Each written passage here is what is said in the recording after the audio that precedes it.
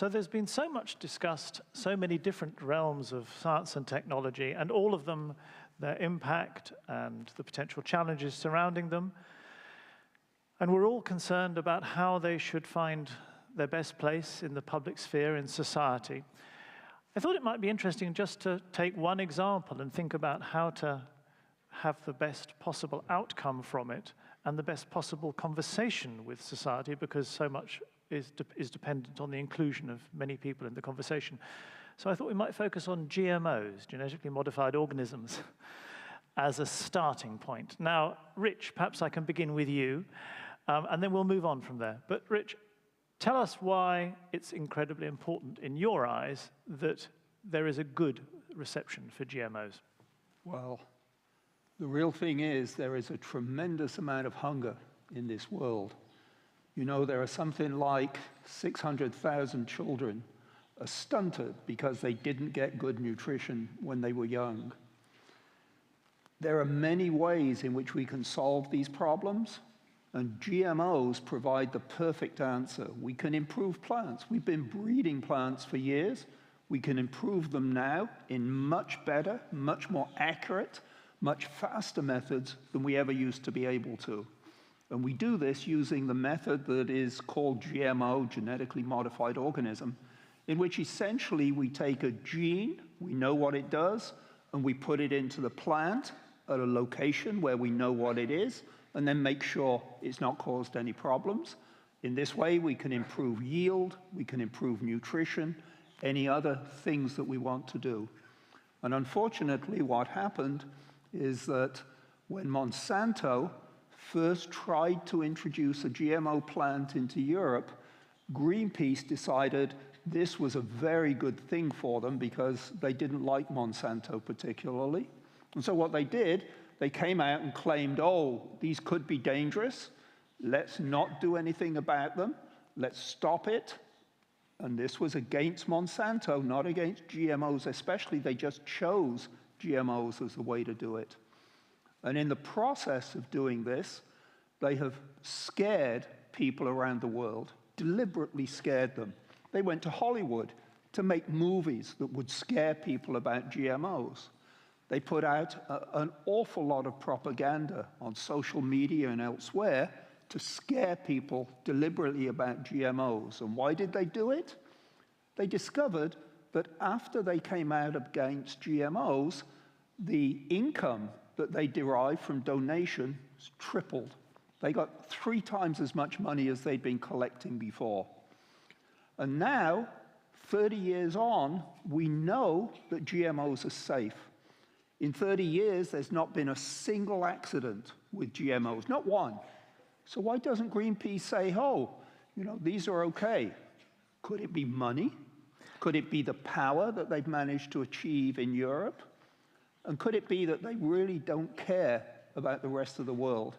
You know, they've been opposed to golden rice. Golden rice is a wonderful GMO.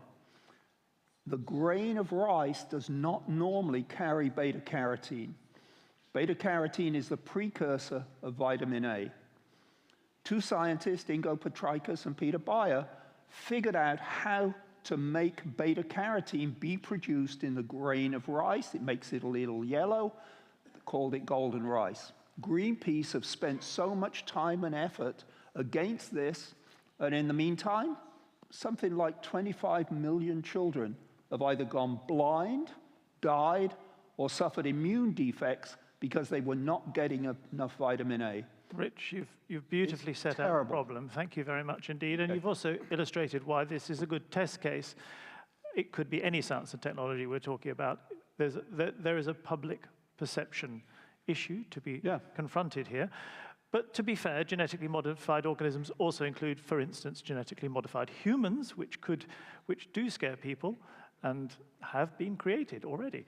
So maybe I can turn to Joe now, a geneticist in plants and animals at the Salk Institute. Would you like to extend the comment? My greatest fear about GMOs is that the technology won't be utilized because of such fear and misunderstanding. And the current environment in Europe, for example, is not based on science in terms of GMOs. That it's something somewhat arbitrary. That is, you can go in now with new technology. You don't need to make a transgene anymore, like Ingo and Peter Beyer did. You can edit the existing genes in the plant to increase the amount of beta-carotene so that you don't actually have to make a GMO. But in Europe, you're restricted to arbitrarily 20 edits in the genome. If you go to 21, it becomes a GMO. It doesn't make any sense. If you take two plants of a crop that have been grown together, that are siblings, there are more variants between their genomes than the 20 that you want to edit. So it doesn't make any scientific sense. And I think what we need to do is convey, we haven't done a good job at conveying the power of the technology and how it could benefit. The example Rich gave was benefit to the farmer, benefit to the company of selling more, herbicide or other products. But so the community didn't see a benefit, and therefore when you raise a red flag, it's like, that doesn't benefit us, so why should we support GMOs? But there are clear reasons, and the best example is the vitamin A. That rice was over 20 years ago, and it's the only place that's grown at any significance is the Philippines, and even then, it's not grown at levels that are really useful for the population. Well, it's actually stopped completely at the moment because Greenpeace filed a lawsuit there to stop it. Thank you very much indeed. Shun, you're an economist specializing in the economics of sustainability, but from a behavioral economics standpoint, how would you tackle this question? There are many different types of the empirical evidence on the GMO product. So we can say if the perceived benefit exceeds the risk or cost, people buy or people admit. And the key question is how the scientific knowledge or scientific trust increase our perceived benefit. And the question is yes, from the many different products of GMO. So actually it's good. So the more the knowledge people aware about it, it's actually solve the problem. But the different problem will be the risk. And more the knowledge doesn't necessarily reduce the risk people perceive. So actually the certain people, or maybe on average, those people who don't, people thinking it's a risk, they don't change their opinion, even they become more knowledgeable or not. So those empirical evidence tell that for the society to encourage more better use of the new technology, we need to have the good scientific or ethical committee so that it can tell how good it is and what will be the people can misunderstood and what will be the potential risk to the societies. Mm. That's good if people trust those committees. I mean, the thing is that people seem to want to find risk. If we move away from Greenpeace's role in this, there is a general societal concern about what science will do. GMOs are a great primary example, and that's why we started with them. But how do you tackle, from a behavioral economics standpoint, the population's feelings about these things? Yeah, population's feeling is a good point, but usually what the behavioral science tell is if it's from the starting point is a very important part.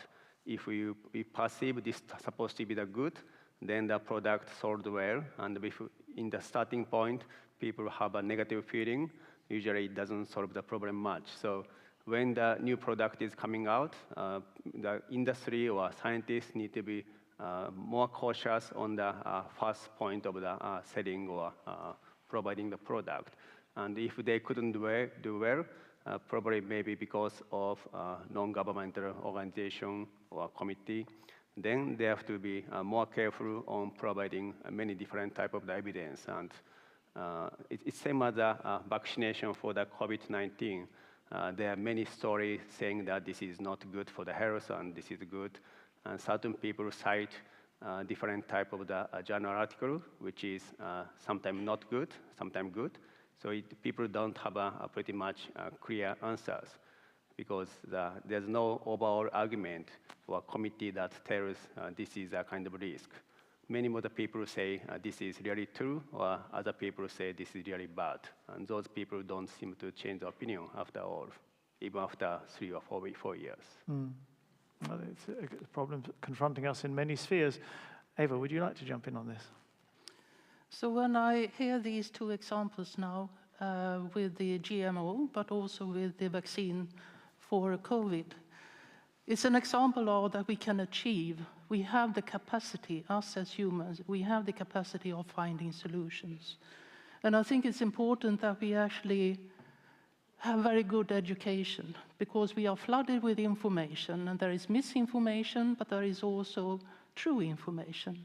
And I think that each individual needs to have the capability of understanding what is the true facts in order to make their own decision, not to rely on other organizations as we had in this example. So I believe that education is key for future. It's a beautiful scenario that you can educate everybody, but there's a long road to go down. People are hungry for education, but providing it is hard. Yes? Right. One of the problems is social media is busy taking over from the educational system, right? People spend all their time looking at social media. You get hooked on it, and all you do is amplify whatever was the first message that came your way.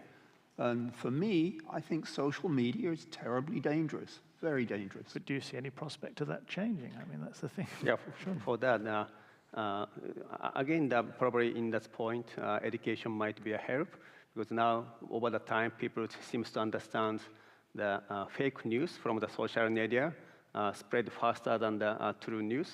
So once more people are educated, they can have different judgment.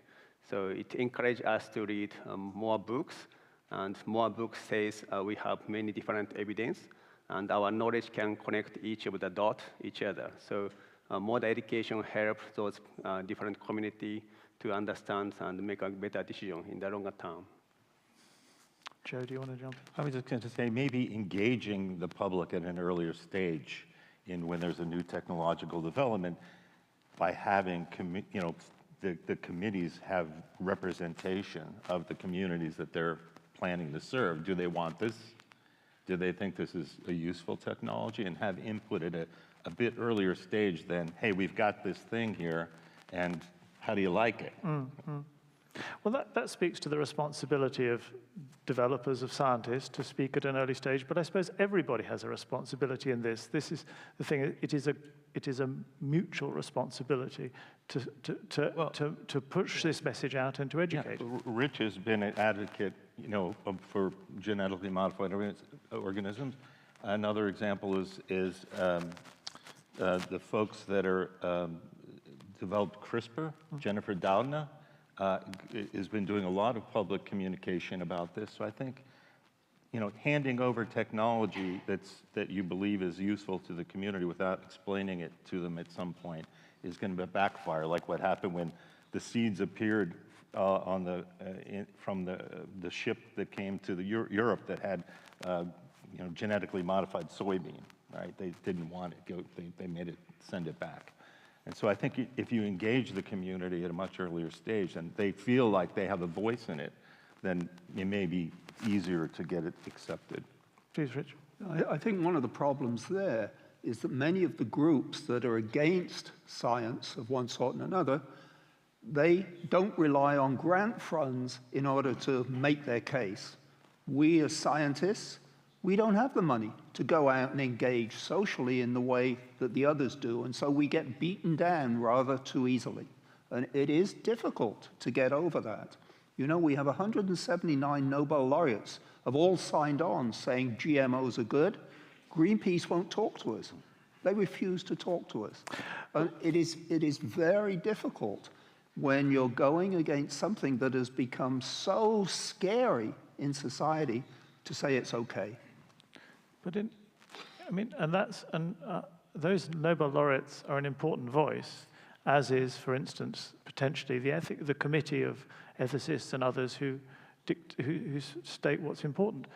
And Shun, I'd like to come to you, but I'm just going to say that perhaps it's the community out there, it's the young people, it's the people who are on social media who are really going to be the voice that might change things, because if people don't want to listen to authority, they might listen to each other.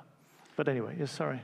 Yeah, for the issue for the power, probably scientists doesn't have enough power to convey the message to the public, but we can get a good help from the different industry or partially some of the international organizations, such as United Nations. For example, what I do for the UN environment, we do write a report together with them. So the budget is not that big, but we do summarize everything together.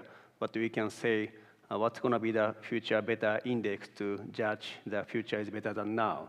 So in the longer term process, those kind of voice making from the international community using the writing part from the academics can be a help. Eva, I love the point you made about these are success stories and they're hopeful, and that talk a bit more about that, about the importance of hope, if you like. Pardon? The importance of hope. Well, I do have hope, because I think that basically, in the end, there is a positive, there is something positive within us all. And when I think about these things, I go back to Alfred Nobel. And I realize that already when he wrote his will, he was very clever in not only taking a prize in one area like in physics, but he actually made it in chemistry, in physics, literature, peace. And he had the insight that we should work for the benefit of humankind. And if we look at what has resulted from that is something where we have groundbreaking discoveries and inventions actually working for the benefit of mankind. So I think I learned a lot from Alfred Nobel and the way that he was thinking about the future. I believe that we have the young generation today where they have the power of making a difference. And I understand there is a problem, especially with social media. But I also believe that if we learn to educate, but also communicate in a similar way, to get our messages through, I think that we can change. And I know that some things go very quickly, other things go very slowly. And the Nobel Prizes are examples of that. But I believe that if we formulate what is important for us, we have the capacity of going there. Thank you very much indeed. Joe, I mean, I would like to concentrate a little bit on this question of authority versus the public conversation, because the public conversation is in some ways in the world taking over. And therefore, does one not just have to embrace it in order to ensure that we go in the direction we want to go? Is it any more the case that you can simply, if you like, talk down and say, this is how it ought to be? Well, so this is, I think, it's innate in science, I think, for when you have the knowledge that this is safe, that you proselytize, you say, this is fantastic, you got to accept this. But you have to listen to the other side. You have to put the good with the bad, or the potential with the risks. And that way people say, oh, this person's not selling me the rotten fish, right? They're actually honest about the benefits and the potential downsides. And I think that probably that hasn't been done enough, and that we tend to say, wow, wasn't that really a great thing that I just developed? And without talking about the possible risks. Yeah, because exactly, because isn't it, for instance, the same with AI, that AI is affecting the lives of everybody, and yet most people aren't even beginning to be included in that conversation. And where does that leave them? It just leaves them feeling that it's delivered to them. But somehow, and it's uncomfortable to include people, but somehow inclusiveness has to be part of it. But sorry. Yeah, I would sort of comment on what you were just saying. But if you look at the regular news media, which is where, you know, an awful lot of the population get their information from, the news media like to take any controversial story, show both sides, and pretend they're identical. This is a problem. Okay, if one side is clearly correct and the other side is not so correct, why would the media pretend that both are correct? And I think this is a source of misinformation for a lot of people. But just to challenge you on that, they do in almost all cases, but there are certain cases where they decide something is correct. I mean, for instance, in the Western media in general, the Ukraine war has been an example where it is reported as if there is one correct side. So the media does come down on a side when they really feel pressured to do so or believe in doing so. So in science, they could do the same. I wouldn't use that as an example of controversy. I think No. the solution there, you know, Yeah. pretty obvious who caused the problem. Absolutely, absolutely. Okay. But that's the point. It is obvious. So the media doesn't always have in science to represent one side over the other. Sorry. Yes, Shun. I think probably 2 decades ago, many people thought media was on the average or mean expression. But nowadays, people tend to think media is biased already. So in the long run, it doesn't really matter whether they are telling the truth or not, because many of the readers tend to understand this particular media is more right-hand side or left-hand side. So I think what you said is like the education helps them to understand what's this particular information from the media would be useful. So it's going to be kind of so difficult to convince the media people, as you said about particular non-governmental organizations, but more communication to the public in the many different occasions by changing the discipline from the one biology to the chemistry or economics. So those interdisciplinary communication to the public will be useful more over the longer run. Because in the shorter term, usually we cannot change much, but in the longer run, it's going to always be changing.